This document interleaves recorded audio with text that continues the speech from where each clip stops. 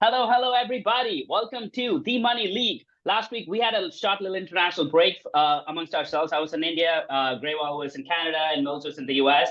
So it was fun. EPL kind of like had like a short break because of the FA Cup. Tottenham drew 3-3 against Southampton. Chelsea, same old Chelsea and Arsenal cruising. But talk of the town was Conte blowing up after the game in the press conference.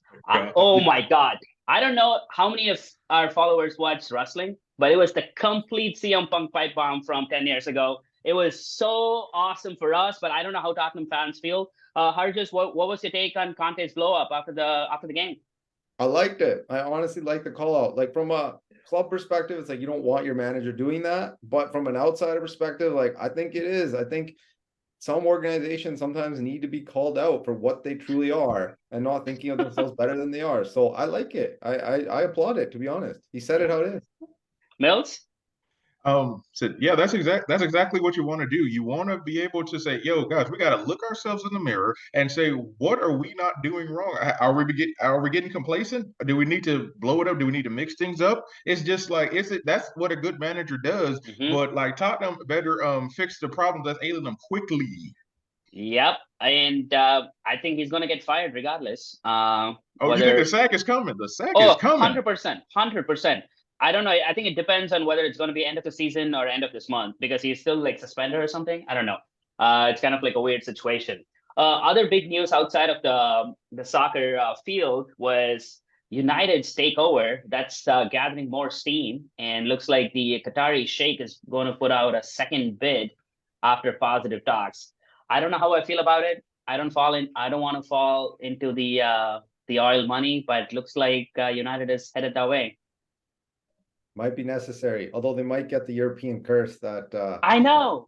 PSG and Man City have. Oh my God, I don't know what's going on with my two clubs, man. I don't know. It's like PSG's completely fallen off a cliff, and like Man City, we're stuck in neutral. Well, They're live in the Champions League, right? yeah, Tough draw, but they're live. Yeah, that is a tough draw. But so Mills, since if United is bought by oil money, are you going to support United too? Because it looks like you follow the oil.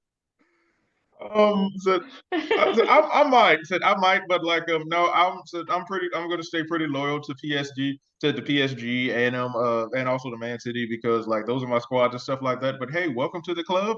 Welcome to the club. Even though Man United said we would never do that, but hey, welcome to the club, man. You gotta get funding somewhere, so Yeah, why not? we'll see. What if that happens? Looks like Mbappe might be United striker. So I think I'll take that any day. So No, he's going to Real. He's going to Real, okay. if anything. Yes, Harjis, you called it. I think I have to give kudos to you every week till the season's done. Arsenal's cruising. Looks like they're unbeatable. Like they're in cruise mode. Looks like they're even lethargic. They don't even want to win. They just show up like after like halftime, and then boom, they win. Yeah, I mean, it's also a little bit of a blessing in disguise that they're out of the Europa League now too, right? Like they have a Yes, sole that was a purpose. bummer. I don't know if you guys watched the game. It was like a drub, I didn't 0-0. watch it, Mhm. but I felt bad that I kind of like Sporting Lisbon. It was Sporting Lisbon, right? Yeah, Sporting Yeah. Lisbon's a Hmm. respectable club. Yeah, but still, Arsenal, come on, top of EPL, and you're not able to beat Sporting Lisbon. Are we like Man City out here? Let's be clear. Yeah. We... Okay, international break this week, but the main news for this week is a lot of players like backing out. Like so many players backing out. We don't know if it's a serious injury or not. Mills, can we start? Like I know we came up with a list of like 6 to 7 players. Let's start with the number one player. That's Haaland. What's up with Haaland? And Harjus, give us like analysis of that injury. Erling Haaland, he had to back out of the Norwegian national team as they begin their run through Euro 2024, one of the many international contests in this FIFA window. He actually got a grade 1 adductor strain when again at that blowout for Burnley. He had a hat trick, but he was immediately growing in his inner thigh. He was feeling discomfort as soon as he came off the pitch, and then he had an MRI, and it turns out he actually did pull and slightly tear one of the muscles there. So yeah, it's really bad for Haaland. So, Dr. Grayball, what are we looking at? Tear, serious injury? Because Haaland he's kind of like, I don't know, I wouldn't say injury prone, but he's had like a handful of dings here and there, even when he was in Dortmund. Yeah, although nothing's been super long term at least. It all depends on the grade of the injury, right? If it's like a low grade, it's sort of your mild growing pull that we've all done accidentally at some point in our life. So it could be a short-term thing. I mean, he hammers the ball when he kicks it. So you want to make sure that he's doing well when he's back because his game is so dependent on it. But it's a big loss for Norway, right? I don't know if in my life Norway's qualified for any international tournament. With this expanded Euros and having seen teams like Albania make it, you'd like to think that Norway with him and Odegaard can. So obviously it really sucks for the Norwegian national team and for him because I'm sure he's looking to do something the way Bale did with Wales, right? Yeah. And so, I'm sure he's looking to get out there and give his team a run in an international tournament. So that stinks. But from the perspective of Man City's remaining games in England, I think he'll probably be available if it's pretty mild, and also for the Champions League matches, if again it's mild. If it's not, then that opens a window to like a month or more out. But if it's mild, then we could see him back like pretty much right after the international break. Okay. So I know, like Mills, you mentioned it's a grade 1. Does that change anything? Or just I missed that part. Grade 1 would keep it pretty short, maximum like 2 weeks. Yeah. Okay, that's good. He'll receive treatment during the international break too, so that's good. 100%. Yeah. So going to the other side of the town, looks like United have both of their star forwards injured. Garnacho, of course, is out for a while. And any other updates on that? Did he have a surgery or something, Mills? No, he's been seen around town still on crutches, and he's still on a boot, and it's a right ankle sprain. Now it's leaning more toward a high ankle sprain, meaning when you move up the leg, toward the tibia and fibula, where those two meet in the syndesmotic region, as Dr. Hargis would tell us. But he's going to be out for a while, and it's really bad because he got his first call up to the Argentinian team. Yeah, that's but he won't be able to take part. Yeah, that's a bummer. Hargis, I know you made a video on Garnacho, but some reports say he'll be back in like 4 to 6 weeks. Is that like realistic? Yeah, maybe slightly closer to the 6 than the 4 for soccer players, just because I think we see that timeline a lot with football players, even hockey players, where they have a little bit more support and don't have to be as elastic. Although, to be honest, receivers and running backs, a bit more difficult. But you think about linemen, right? I'd say probably closer to 6 than 4, but yeah, I think that's a reasonable timeline for him. So he can help Man U sort of cement their spot in third. And depending how the Europa League campaign continues, right? And don't forget the FA Cup is still alive. Mills, Rashford had like a surprise exit from the international match. Looks like both him and Mason Mount like withdrew from international. So let's start with Rashford. What's up with Rashford? Yeah, man, England is losing people on their international squad left and right. Rashford, actually, he has an undisclosed muscular injury, so there's not much detail. They just said it was a knock.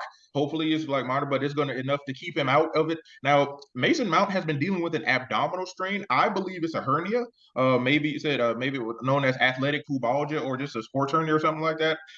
So that's what he's been dealing with and stuff too. And also the goalkeeper Nick Pope, he has been dealing with a nagging muscular strain. He was knocked out. The Newcastle goalkeeper, he was replaced by the Tottenham goalkeeper, Foster Fraser. So just England losing people left and right, and it's not good, especially going into the Euros. Or just like, did you watch the knock for Rashford? Looks like he had 7 minutes before the end of game against Fulham. I missed it. Although that game, we should touch on that game, was wild.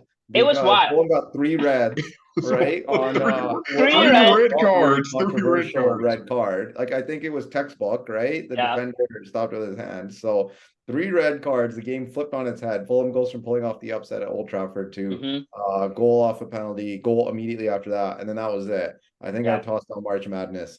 And so I missed it. So I didn't see it. So I'm not sure what it is. Whenever they say it's a knock and nothing else, I do wonder if it's just like something pretty mild and they're like, hey, I don't know who England's exactly playing, but maybe they're playing Azerbaijan and Lithuania and they don't necessarily need him, Kosovo, you forgot Kosovo. Yeah. No Montenegro, right? So if they don't need him, that might be more of a situation where he's focused on the club season. So but what's Mount, up with? I do want to touch on Mount. Yes, Mount. What's up with Mount? Mount, I don't know. Okay, abdominal strain's a tough one because you don't expect soccer players to get just like an abdominal strain. Like they're not really stressing it. Like maybe if you really leaned into a throw in, and I don't think he did, because I've never seen Mason Mount make a long throw.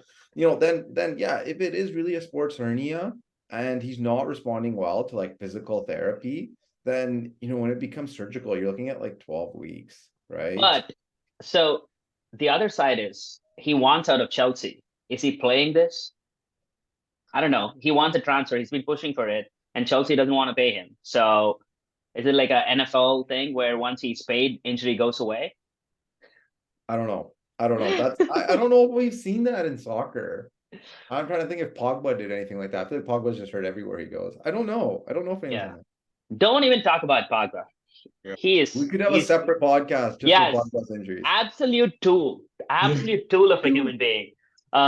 England is playing Italy and Ukraine. Never mind. That is, they could. Yeah. Well, I like I said, it doesn't matter.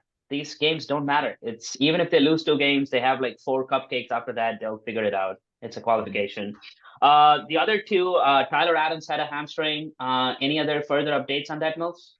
Yeah, the USA captain himself, he was supposed to start in the central midfield for the USA team, and as the CONCACAF Nation of Leagues, he actually got a grade 1 hamstring strain. He one of the bigger muscles in their hamstring, the rectus femoris muscle, he strained that one, and he is out. Also, they lost right wing Tim Weah. He has a concussion while he was playing in France. He will not be there as well too. So 2 big losses for the U.S. national team. Yeah.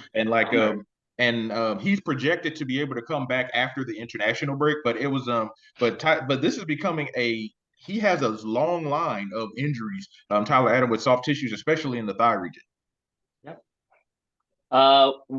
Any other injuries we need to keep monitoring? These are the couple of top ones I was able to scoop. Mills. Yeah.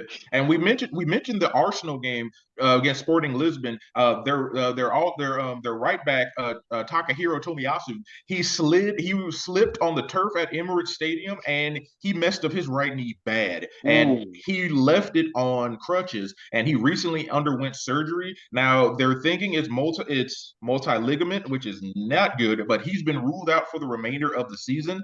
Maybe a big blow to that back line for Arsenal, but yeah, it's not good. And I do not know if he was called up to the Samurai Blue, which is the Japanese national team. Okay, but stop calling Japan the Samurai Blues, please. They're the Japan football team. Oh my God, the same thing. Like the guy from Fox said, Samurai Blue during the World Cup, like 7,000. So Harsh, I think it's kind of a curse because literally 4 days back, the United manager said like Arsenal is lucky because they have less number of they have no injuries, or like the number of injuries is less. And then literally the next day this happens. So so looks like he's out for the season. But what is his recovery like? Would he be back for next season, or what's like the timeline we're looking at out here? Did we get a diagnosis on the procedure, Millsy? We did not. They're just saying they just repaired mainly some soft tissue. They mentioned ligaments in there, so that makes me think maybe potentially ACL, MCL. Because if it was just MCL, he would potentially be back. So I'm thinking possibly ACL, or maybe even something worse. Yeah, maybe even patellar tendon. We don't know. Yeah, that's where the range is quite variable, right? Because if it's a torn ACL, then he's at risk of he's for sure going to miss some of next season. Let me just put it that way. And actually at risk of missing the whole season, right? We've seen it more with NBA players, cough, Kawhi Leonard, where it's turned into a really prolonged absence. But no, I mean, even soccer players kind of 9 to 12 months. If he avoided that and is not a meniscal repair, then the next season is open. If it's a meniscal repair, then he's also going to miss the start of next season. But otherwise, I would say like come August, obviously next season's going to be so quick. It's so weird this year because of the World Cup, right? That their off season. Their off season is so short anyways compared to North American sports. So if as long as it's not a meniscal repair and it's not an ACL repair, he's back for the start next year. Okay. Well, let's hope for the best. Like we want all the best players to play at all times. We don't want less number of injuries. We don't want anyone to miss games. Sweet. Couple of good international matchups. Like you said, Mills, England are playing Italy and Ukraine, and there are like other games as well. But I don't know if I'm going to watch any of the games. Honestly, these games absolutely don't matter. So maybe it's March Madness time. Let's watch the Sweet 16 and Elite 8 and have fun this weekend. Any final thoughts, Harjus? You know what? I did say, yeah. I mean, we've got MLS that started up too. Like Yes. maybe a random MLS game in there on the weekend. But I don't know. I'll check the scores. I always check the score on international games. If there's something that seems interesting, I'll maybe toss it on for a little bit. You know, we won't advertise how, but you can always find games.